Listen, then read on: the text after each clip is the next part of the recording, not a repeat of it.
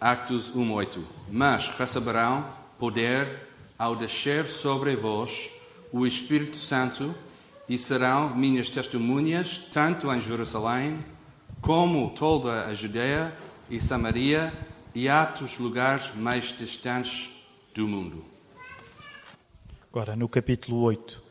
E também Saulo consentia na morte dele, e fez-se naquele dia uma grande perseguição contra a igreja que estava em Jerusalém. E todos foram dispersos pelas terras da Judeia e da Samaria, exceto os apóstolos. E uns varões piedosos foram enterrar Estevão, e fizeram sobre ele grande pranto. E Saulo assolava a igreja, entrando pelas casas e arrastando homens e mulheres, os encerrava na prisão. Mas os que andavam dispersos iam por toda a parte, anunciando a palavra. E descendo Filipe à cidade de Samaria, lhes pregava a Cristo.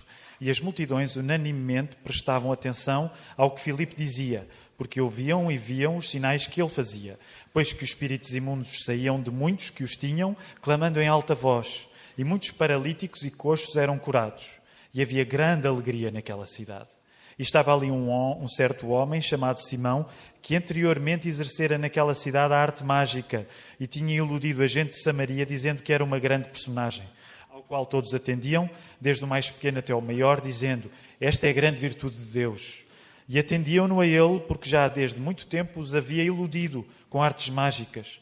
Mas como crescem em Filipe, que lhes pregava acerca do reino de Deus e do nome de Jesus Cristo, se batizavam, tanto homens como mulheres. E creu até o próprio Simão, e sendo batizado ficou de contínuo com Filipe. E vendo os sinais e as grandes maravilhas que se faziam, estava atónito. Os apóstolos, pois, que estavam em Jerusalém, ouvindo que Samaria recebera a palavra de Deus, enviaram para lá Pedro e João, os quais, tendo descido, oraram por eles, para que recebessem o Espírito Santo. Porque sobre nenhum deles tinha ainda descido, mas somente eram batizados em nome do Senhor Jesus. Então lhes impuseram as mãos e receberam o Espírito Santo. E Simão, vendo que pela imposição das mãos dos apóstolos era dado o Espírito Santo, lhes ofereceu dinheiro, dizendo: dai-me também a mim esse poder, para que aquele sobre quem eu puser as mãos receba o Espírito Santo. Mas disse-lhe Pedro: o teu dinheiro seja contigo para a perdição, pois cuidaste que o dom de Deus se alcança por dinheiro. Tu não tens parte nem sorte nesta palavra, porque o teu coração não é reto diante de Deus. Arrepende-te, pois, dessa tua iniquidade e ora a Deus para que, porventura, te seja perdoado o pensamento do teu coração. Pois vejo que estás em lei, em fel de amargura e em laço de iniquidade. Respondendo, porém, Simão disse: orai vós por mim ao Senhor, para que nada do que dissestes venha sobre mim. Tendo eles, pois, testificado e falado a palavra do Senhor, voltaram para Jerusalém. E em muitas aldeias dos samaritanos anunciaram o Evangelho. E o anjo do Senhor falou a Filipe, dizendo: levanta-te, vai para a banda do sul, ao caminho que desce de Jerusalém para Gaza, que está deserta. E levantou-se e foi, e eis que um homem etíope, eunuco, mordomo-mor de Candace, rainha dos etíopes, o qual era superintendente de todos os seus tesouros, e tinha ido a Jerusalém para a adoração. Regressava, e assentando-se no seu carro, lia o profeta Isaías. E disse o Espírito a Filipe: chega-te e ajunta-te a esse carro. E correndo Filipe, ouvia que lia o profeta Isaías, e disse: entendes tu o que lês? E ele disse: como poderei entender, se alguém não me ensinar? E rogou a Filipe que subisse e com ele se assentasse. E o lugar da escritura que lia era este: foi levado como ovelha para um matadouro, e como está mudo o cordeiro diante do que o tosquia, assim não abriu a boca. Na sua humilhação foi tirado o seu julgamento. E quem contará a sua geração? Porque a sua vida é tirada da terra. E respondendo o eunuco a Filipe, disse: rogo-te, de quem diz isto o profeta? De si mesmo ou de algum outro? Então Filipe, abrindo a sua boca e começando nesta escritura, lhe anunciou a Jesus. E indo eles, caminhando, chegaram ao pé de alguma água, e disse o eunuco: eis aqui água, que impede que eu seja batizado? E disse Filipe: é lícito, se creres de todo o teu coração. E respondeu ele, disse: creio que Jesus Cristo é o Filho de Deus. E mandou parar o carro, e desceram ambos à água, tanto Filipe como o eunuco, e o batizou. E quando saíram da água, o Espírito do Senhor arrebatou a Filipe, e não o viu mais o eunuco, e jubiloso continuou o seu caminho. E Filipe se achou em Azoto, e indo passando, anunciava o Evangelho em todas as cidades, até que chegou a Cesareia. Toda a pessoa é como a relva e toda a sua glória é como a flor da relva. Seca-se a relva e cai a sua flor, mas a palavra do Senhor permanece para sempre. Hoje o meu objetivo... Podemos ficar sentados. Hoje o meu objetivo é encorajar a igreja, toda a igreja, para fazer um compromisso maior com evangelismo. Não a partir de medo ou vergonha, mas simplesmente porque isto é o que o Evangelho faz entre nós, a igreja. Quer na igreja primitiva, quer na nossa igreja em 2020. O título desse sermão, então, é O Evangelho está no ir. Seguindo a ideia do capítulo 8 dos Atos dos Apóstolos, encontramos o diácono Filipe a espalhar o Evangelho nos lugares mais distantes de Jerusalém. Hoje vamos descobrir que o Evangelho espalhado inclui povos diferentes e distantes. Inclui uma dependência total do Espírito Santo e inclui a igreja visível e invisível, ou seja, a igreja. Como já mencionei, a minha intenção é despertar a nossa responsabilidade em fazermos evangelismo para que possamos pregar em todo o lado a palavra de Jesus. Esta mensagem hoje é para todos, porque o Evangelho é para todos. Se estás aqui e ainda não entregaste a tua vida a Jesus, esta mensagem é para ti. Se estás aqui e ainda não fizeste um compromisso à igreja, esta mensagem é para ti. Se estás aqui como membro da nossa igreja e ainda não fizeste um compromisso de evangelismo, esta mensagem é para ti. Vamos, num espírito de oração, pedir a Deus para nos orientar a partir da sua palavra. Vamos orar. Santo Deus, obrigado pela oportunidade de abrir a tua palavra. Dá-nos discernimento para entendermos a tua palavra e especificamente o capítulo 8 de Atos e, por consequência, a nossa resposta em obediência. Dá-nos coragem para confiar em ti e no Evangelho, que é o teu poder para salvar pessoas. Ajuda-me, ó Pai, a pregar a tua palavra, não com as minhas opiniões ou ideias, mas dirigido pelo Espírito Santo e completamente baseado na tua santa palavra. Em nome de Jesus. Amém.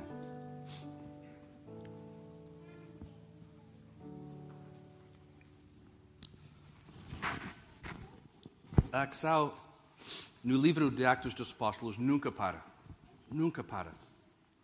É como se Atos fosse um filme de ação. Do primeiro segundo até o final.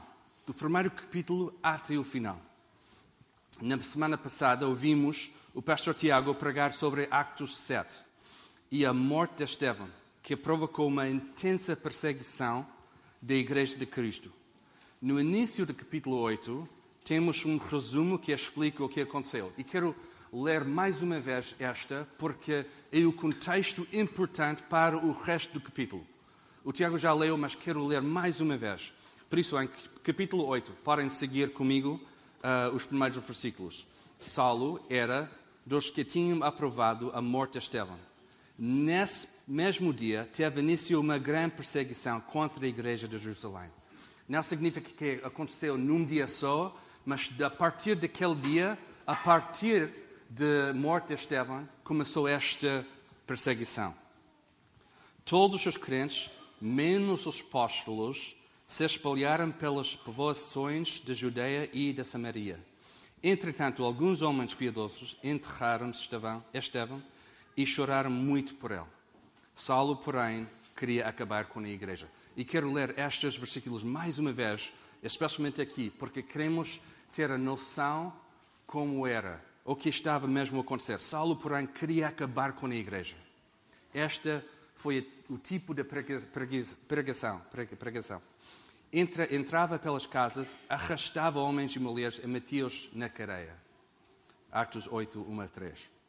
Capítulo 8, então, é exclusivamente dedicado a contar, depois desta primeira secção, a contar o que aconteceu a Filipe, um dos diáconos da igreja de Jerusalém.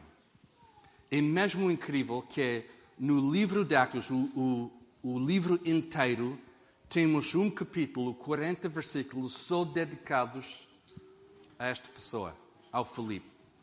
Este Filipe, nomeado como diácono em Atos 6, foi um homem, e esta vem de Atos 6, um homem de confiança, cheio do Espírito Santo e de sabedoria.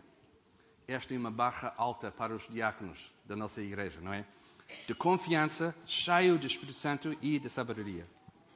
Depois, em Atos 21, este é fantástico, Atos 21, Filipe é a única pessoa na Bíblia, a única pessoa para ser chamado o evangelista. É a única pessoa. Neste capítulo, que é hoje, temos 2 episódios fantásticos. Um que mostra fé verdadeira e outro que mostra uma fé falsa. E como já mencionei, o meu objetivo é convencer-vos para fazer um maior compromisso ao evangelismo esta manhã, a partir do exemplo de Filipe, que nós temos aqui no capítulo, e do avanço do Evangelho em Atos 8. Porque isto está a acontecer, o avanço do Evangelho além de Jerusalém. Por isso tenho 3 pontos principais e depois vou ter 3 pontos de aplicação. Muito fácil, 3 principais e depois 3 de aplicação. E depois, eu quero dar uma boa notícia antes de mesmo começar aqui. Há um vídeo depois da pregação, ok? E eu estava a falar com os meninos do primeiro banco e disse, olha, meninos, aguentem-se porque depois há um vídeo. E eles disseram, que bom, de 1 hora? E a outra disse, de 2 horas? E a terceira disse, de 3 horas? E eu disse, não, de 5 minutos. Mas não é mesmo. Ficaram felizes para entender isso. Por isso, meninos, aguentem-se, está bem? Há um vídeo depois, ok? Boa. O primeiro ponto, o evangelismo inclui povos diferentes e distantes. Povos diferentes e distantes. O primeiro episódio, e vou misturar os 2 episódios aqui durante a pregação, ok? Por isso temos o primeiro episódio, Filipe, que chega a Samaria e depois começa a pregar aí, e depois aquele caso curioso de Simão, e depois o segundo é aquela coisa que aconteceu com a pessoa da Etiópia. Okay? Por isso, o primeiro, Filipe, depois da intensa perseguição, foi a capital da Samaria e onde pregava sobre o Messias. Esta foi a primeira resposta de Filipe. Depois de sair, por causa dos problemas em Jerusalém, a primeira reação de Filipe é pregar o Evangelho. Pregar o Evangelho. Antes de começar a falar sobre o que aconteceu com Filipe e o caso curioso, como eu já mencionei, de Simão, que é muito interessante, quero sublinhar 2 coisas importantes a partir do primeiro ponto. O povo samaritano, que vai ficar o povo diferente neste caso, estava preparado para receber o Messias. Porquê? Apesar de ficar um bocadinho mais distante de Jerusalém, o avanço do Evangelho até as terras da Samaria, neste momento, não significa que a salvação já estava a ser pregada oficialmente aos gentios. Isto vai acontecer em Atos com a conversão de Cornélios, e esta vai daqui a algumas semanas. Mas o povo em Samaria, de facto, fazia parte do reino de Israel, e quando o reino foi dividido, não sei se vocês estão a lembrar, quando o reino foi dividido, a parte em cima foi chamado Israel e a parte em cima, em baixo, Judá. Por isso temos estas 2 partes depois de Salomão. E por causa dos pecados e rebelião do povo, Deus deixou o reino cair em 786 a.C. E a terra foi invadida pelos assírios. E a coisa brilhante e terrível deste povo que invadiu e tomou conta desta parte de Israel, a coisa que é admirável, mas também terrível, é que os assírios tiraram pessoas de Samaria, ou de Israel, ou seja, de Israel, e depois eles colocaram outros povos aí. Depois, então, o que aconteceu foi uma grande mistura dos povos aí. Okay? E foi brilhante da parte dos assírios. Eles não queriam colocar todos os seus povos aí, foi impossível, porque eles tinham uma terra grande, e por isso tiraram muitas pessoas e depois deixaram outras pessoas. Por isso ninguém estava lá para depois controlar a terra. E foi mais fácil controlar a terra assim, com uma grande mistura dos povos. E por isso colocaram na sua terra pessoas dos outros lugares. E esta é mais importante. Por isso, durante os anos seguintes, o povo samaritano, o antigo povo de Israel, ainda é o povo de Israel, mas era considerado pelos judeus, os judeus dos judeus, uma raça misturada, por causa desta grande mistura dos povos diferentes, apesar de estar na linha de Israel. Por isso, em Atos 8, temos a proclamação do Messias, agora para o povo samaritano, que tinha toda a história judaica para o preparar para esta última parte do puzzle, né? Para adicionar quem Jesus é, quem o Messias é. Temos de lembrar que foi o próprio Senhor Jesus que iniciou este ministério em João 4, com a mulher samaritana, e também o bom samaritano em Lucas 10. E também o Senhor Jesus iniciou este avanço do Evangelho, que agora está a começar em Samaria, com Filipe. Em segundo lugar, temos o Evangelho, que agora está a ser pregado para um povo distante, o funcionário da Etiópia. Por isso temos estes dois casos. Aqui no texto temos a história incrível quando Filipe encontra um alto funcionário da Etiópia e explica a Sagrada Escritura, esta vez com a parte que estava em falta, Jesus. O homem da Etiópia, importante no reino de Candace, rainha da Etiópia, era uma pessoa que estava a seguir Deus, mas obviamente não como um judeu.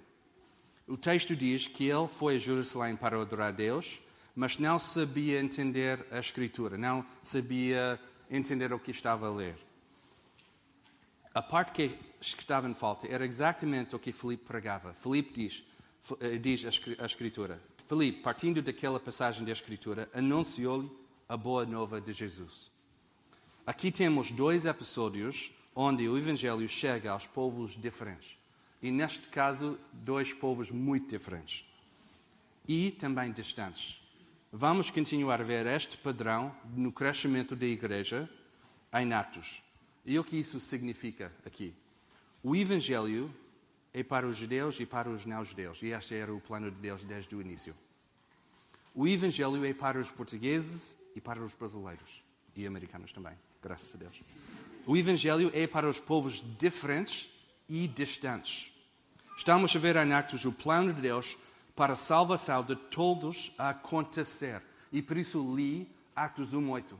O próprio Senhor Jesus que disse aquelas palavras a falar sobre serão minhas testemunhas em Jerusalém, Judeia, Samaria e até os lugares mais distantes. E hoje em dia a nossa reação pode ser, ok, tudo bem, na boa. Mas quero partilhar uma coisa importante que vai ser uma ajuda quando pensamos sobre o nosso compromisso ao evangelismo, porque este é o nosso objetivo agora. Normalmente o nosso medo, o primeiro medo no evangelismo é falar com uma pessoa diferente do que nós. Inventamos desculpas na nossa cabeça e acabamos a não partilhar nada. Né? A nossa preferência é encontrar alguém parecido conosco porque achamos que vai ser mais fácil e nunca é. Mas quero dizer plenamente que o padrão do Evangelho é para encontrar pessoas diferentes e pessoas distantes. E continuar a procurar. Brasileiros, é difícil partilhar o Evangelho com os portugueses? Sim, claro que é. Mas olha, o povo português é muito diferente, não é? É, claro, com certeza. Mas tudo bem, o Evangelho está construído para fazer este trabalho. É o Evangelho que está preparado para fazer isso. Portugueses, é difícil partilhar o Evangelho com pessoas diferentes e mais distantes? Sim, claro que é. Claro. Mas o Evangelho está preparado para este trabalho. A nossa preocupação no evangelismo não é concentrar nas coisas diferentes ou distantes, mas, como o Filipe, a nossa preocupação deve ser um foco singular de pregar a boa nova de Jesus, pregar a boa nova acerca do reino de Deus e de Jesus Cristo. O segundo ponto. O evangelismo inclui uma dependência total no Espírito Santo ou não. E neste capítulo temos as duas coisas a acontecerem. Filipe, em capítulo 8, mostra uma dependência total no Espírito Santo. O texto não diz, Filipe, depois da perseguição, voltou à sua terra e escondeu-se na sua casa até a perseguição acabou. Graças a Deus, esta não está no texto. Não, ele decidiu sair de Jerusalém, apesar do perigo e tudo o que estava a acontecer, e, no poder do Espírito Santo, começou a falar ao povo acerca do Messias. Esta foi a coisa mais natural para o Filipe. Foi a coisa mais natural, foi a reação mais natural. Depois da perseguição, ele voltou à sua casa, ele voltou à sua terra e começou a partilhar com todo o povo. Filipe, cheio do Espírito Santo, pregava e fazia sinais. Pessoas que tinham espíritos maus ficaram curados e muitos coxos e paralíticos também. E esta é uma continuação dos sinais dos apóstolos e do próprio Jesus. Esta é uma continuação que está a provar e está na linha do Evangelho. E gosto tanto o que o versículo 8 diz. Podem ver, versículo 8. Deste modo, houve grande alegria naquela cidade. Deste modo, houve grande alegria naquela cidade. A chegada no Evangelho, dirigido pelo Espírito Santo, é uma razão de alegria. Quando o Evangelho chega, é uma razão de alegria. Porquê? Porque pessoas estão a encontrar alegria em Cristo. O que Cristo faz na nossa vida.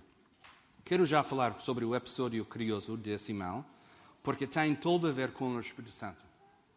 Simão estava a praticar artes mágicas e tinha muita admiração dos samaritanos. Quando Filipe pregava a boa nova acerca do reino de Deus e de Jesus Cristo, muitos creram, a palavra diz isso, muitos creram e receberam o batismo. Curiosamente, este Simão também se tornou crente e foi batizado.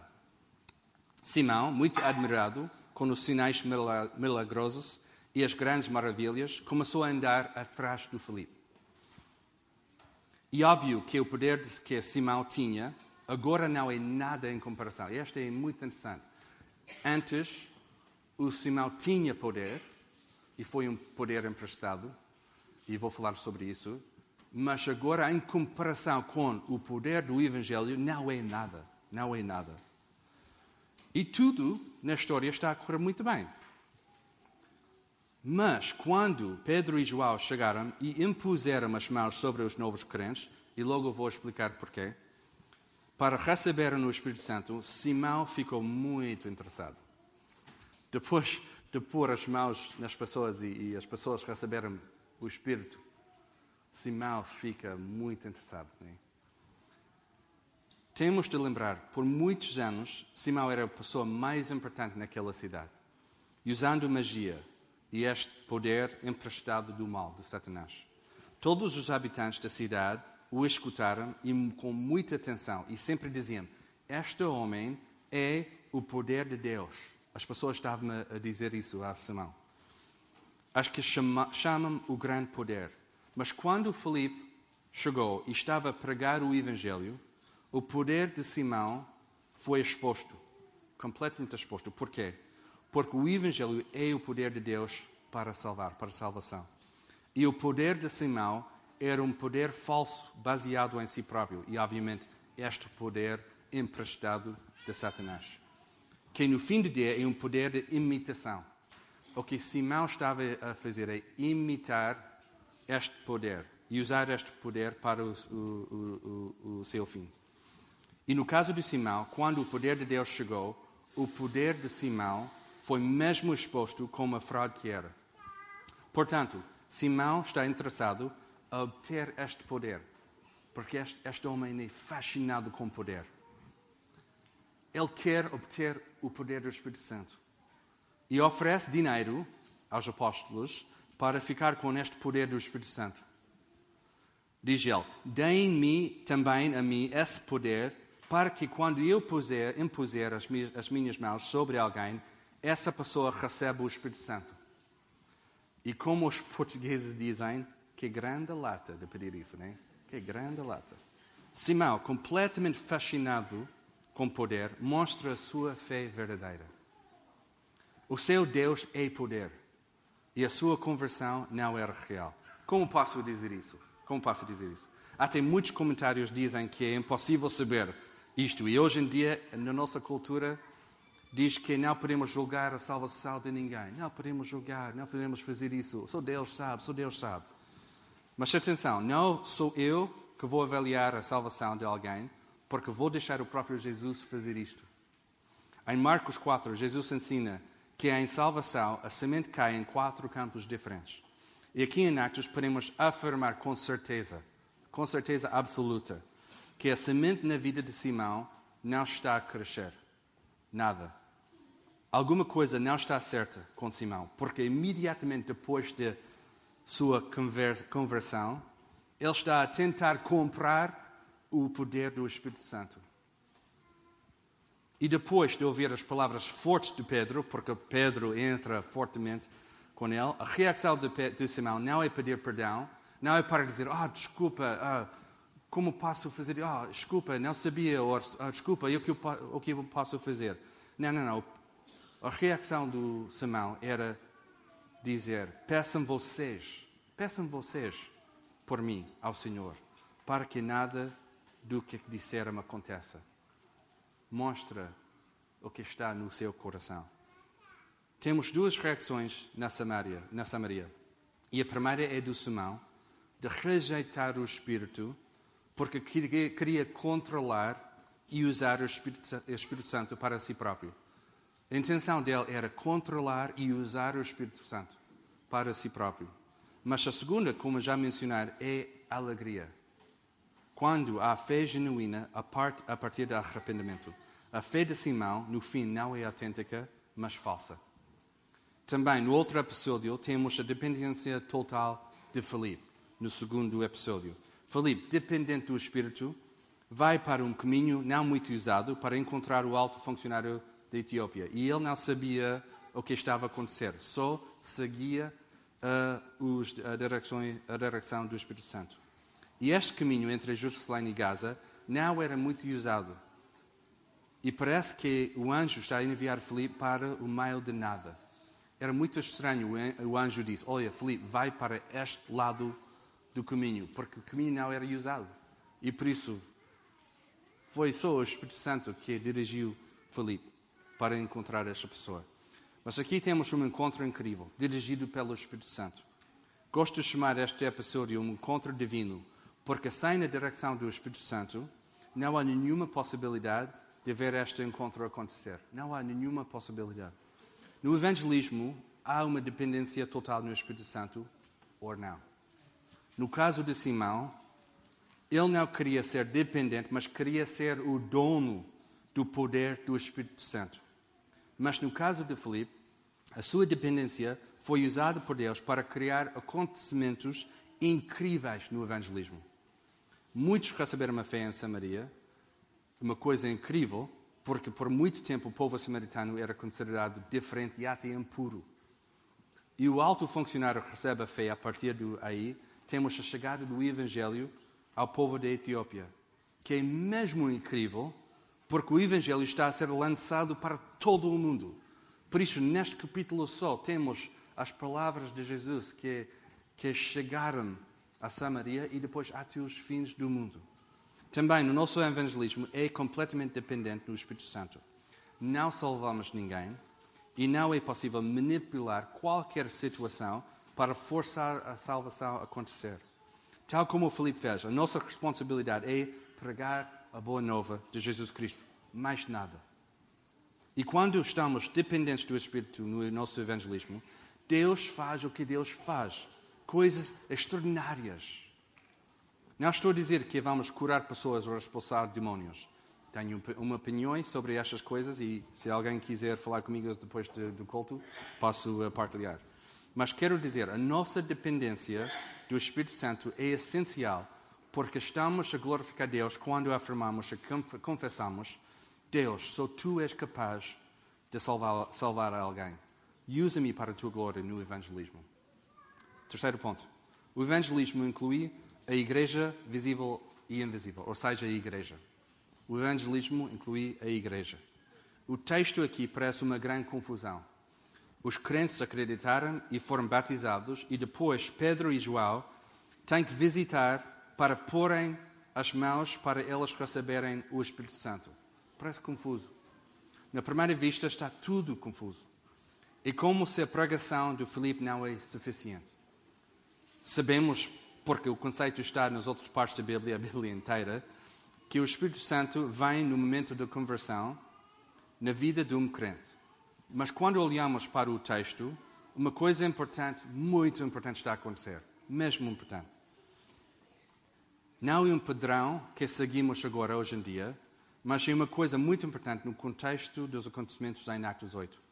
Deus, no seu plano, com estas crentes em Samaria, não envia o Espírito Santo até o momento onde João e Pedro têm nas mãos dos novos crentes, porque Deus não vai deixar acontecer fracções, mas sim uma igreja unida. A coisa mais importante aqui é que a igreja é unida. O atraso do Espírito Santo é apenas uma confirmação da igreja, não só em Jerusalém, mas agora em Samaria. Duas coisas importantes. Era importante que João e Pedro chegassem a ver fisicamente o que estava a acontecer em Samaria, para confirmar, como líderes da igreja, que foi um verdadeiro movimento de Deus. Okay? E também era importante que os crentes da Samaria entendessem a ligação entre eles e a igreja em Jerusalém. Porque antes foi dividido, né, esta parte, e agora está a ser ligado através do Evangelho. Ou seja, o que estava a acontecer em Samaria serviu para ser uma ponte de continuação do movimento do Evangelho, assim cumprindo as palavras de Jesus em Atos 1:8. O evangelismo de Filipe ligou-se ao movimento do Evangelho em duas partes distintas. A igreja visível é físico, carne e osso. E a igreja invisível, a igreja de todos os tempos. Nestas duas partes, nunca era a intenção de as separar, mas a igreja visível confirma a igreja invisível e a igreja invisível confirma a igreja visível. Com este exemplo em Atos 8, a igreja universal e invisível torna-se visível não só em Samaria, mas com a presença de Pedro e João nos eventos, o que está a acontecer. E o nosso evangelismo deve incluir estas duas coisas também. Estou triste, mesmo triste, quando o evangelismo é feito e não tem nenhuma ligação com a igreja local. Que não tem nenhuma ligação com a igreja visível.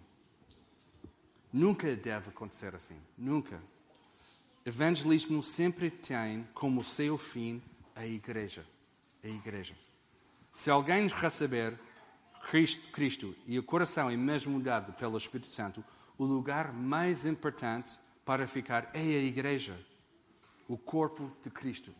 Não é possível pensar sobre um cenário onde um crente não está completamente ligado com a igreja, o corpo de Cristo.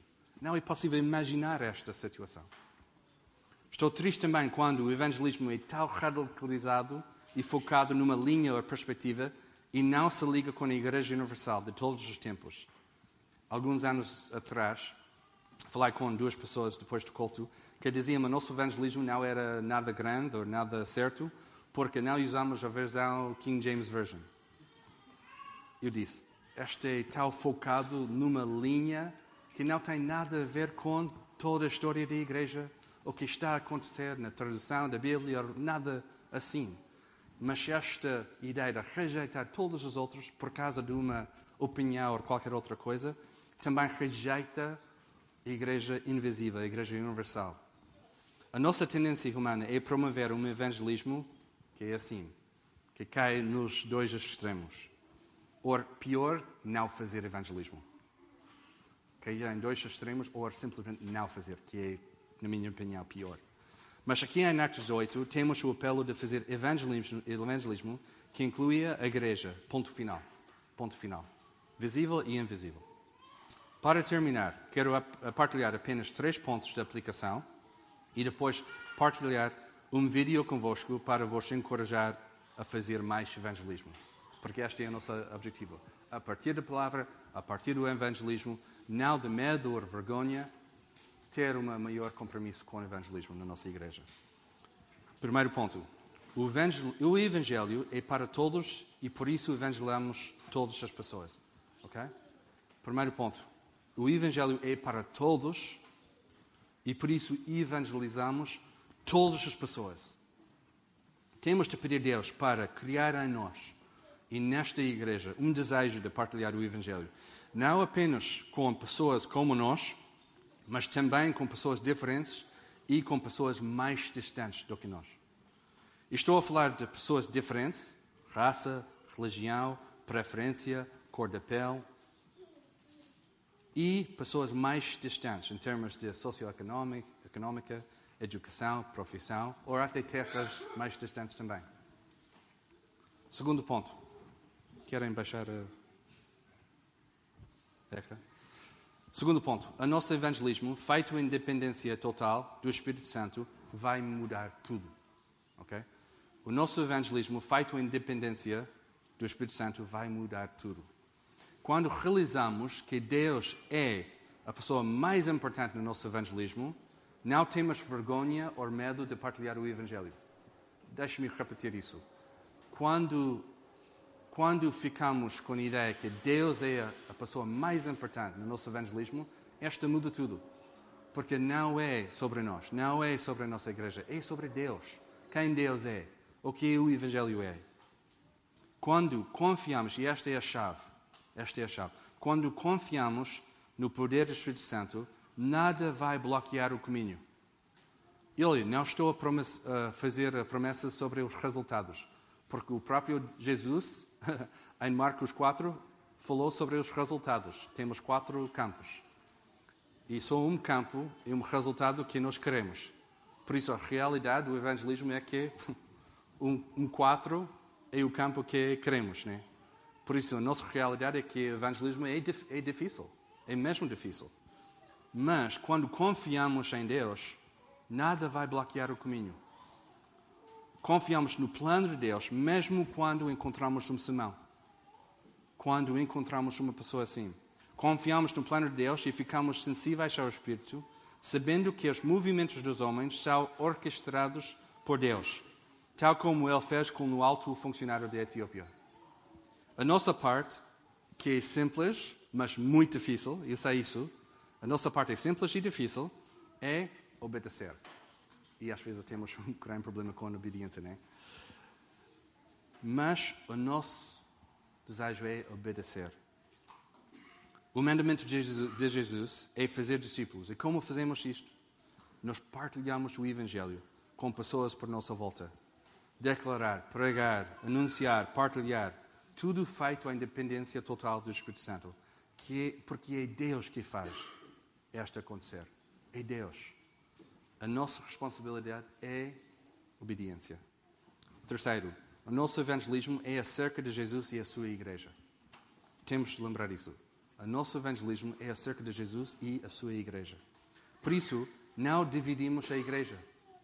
Em Atos 8, Deus fez uma coisa extraordinária, o atraso do Espírito Santo nestas circunstâncias, para não deixar a igreja ficar dividida em partes diferentes. Deus não queria uma igreja de Samaria e outra igreja de Jerusalém que não estava completamente ligada.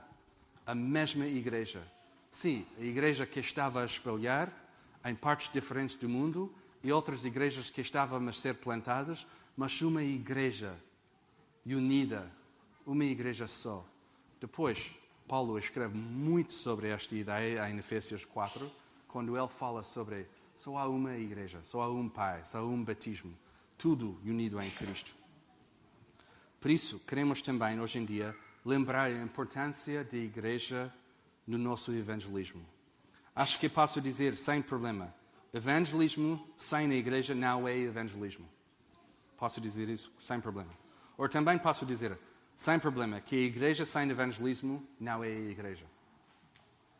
Infelizmente, às vezes a nossa tendência é cair em extremos, como eu já disse. Fazer evangelismo fora do contexto da igreja, ou achar que o evangelismo acontece naturalmente dentro da igreja, sem a nossa participação.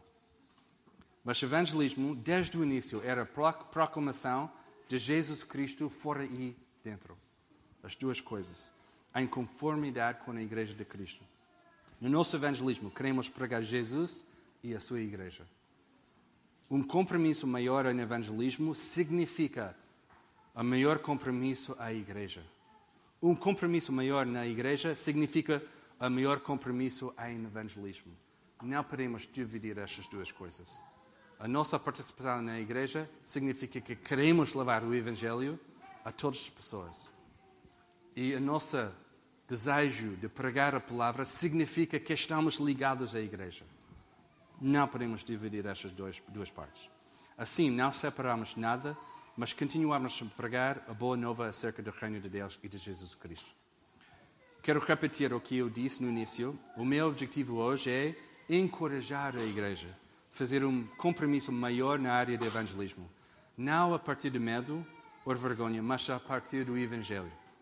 Por isso, quero terminar com um vídeo que eu fiz com a ajuda do Hugo. Hugo, muito obrigado pela tua ajuda.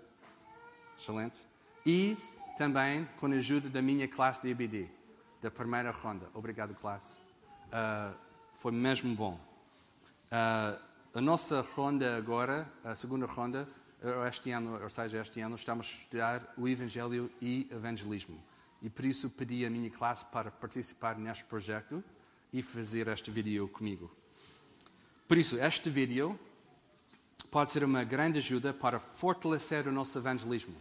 Porque não quero apenas pregar aqui sobre o evangelismo a partir deste capítulo 8 em Atos, mas quero deixar também uma ajuda para toda a igreja. Okay? Por isso, pode partilhar o vídeo, convidar alguém para ver o vídeo contigo, para falar sobre o Evangelho, pode ser uma grande ajuda. O vídeo está na conta do YouTube da nossa igreja e está pronta agora para ser usado. Por isso, vamos ver o vídeo e depois vamos iniciar o nosso tempo de ceia do Senhor. Obrigado. Olá, bem-vindos ao Lapa Project. Sou o Mark, um dos pastores da Igreja de Lapa, e estamos a fazer este projeto para partilhar algumas ideias convosco. Neste episódio, vamos falar sobre o Evangelho, o que é e como é que este Evangelho muda as nossas vidas. O Evangelho é a obra de Cristo do começo ao fim. O Evangelho é a nossa única esperança na vida e na morte. O Evangelho é aquilo que Jesus fez por nós. A obra completa de Cristo é aquilo que me motiva a levantar e a caminhar. É o plano de Deus para a salvação de toda a humanidade.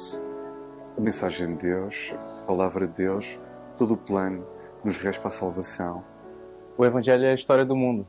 É saber que temos um Deus Criador que não só nos criou, mas apesar de termos pecado, nos fez um plano de salvação. É saber que Ele nos enviou o Seu Filho, que em todo o seu poder e glória encarnou em um ser humano frágil como nós. O Evangelho é a boa nova. O Evangelho não vivemos, o Evangelho não fazemos, o Evangelho simplesmente recebemos, porque é a obra de Cristo, a sua morte, a sua ressurreição, o seu sacrifício vicário por cada um de nós que cremos nele. A obra de Cristo nos leva à esperança de Cristo. Isso também é a boa nova do Evangelho. Não é um manual de como se viver, mas sim o que me fala o que Cristo é, o que Cristo fez e fará. Jesus veio, encarnou, foi tentado e morreu inocentemente na cruz para levar esse castigo que o pecado nos deu por nós. E ressuscitou, vencendo a morte. O que é que isso fez? Isso trouxe-nos uma nova vida com Cristo e fez com que nós pudéssemos estar de volta com Deus. E deu-nos a oportunidade de podermos glorificar a Deus e amá-lo, quer aqui, quer na vida eterna que virá. Porque se antes estávamos separados por causa dos nossos pecados, agora através de Jesus, através da sua obra, podemos ser reconciliados com Deus. Através da morte, através da sua ressurreição, receber um novo coração transformado por Deus. E por isso existe esperança de termos uma vida completa junto de Deus, junto da sua família. O Evangelho é tudo. O Evangelho é o que nos sustenta, é a graça de Deus, é o poder de Jesus Cristo em nossas vidas. E pregar o Evangelho para que chegue a todo lado, que esse é que é o verdadeiro motivo e o mandamento que Jesus assim determinou. Isto é o Evangelho. Cristo, por nós, entregou a sua vida para que todo aquele que nele crê não pereça, mas tenha vida eterna. O Evangelho, do começo ao fim, é a obra de Cristo.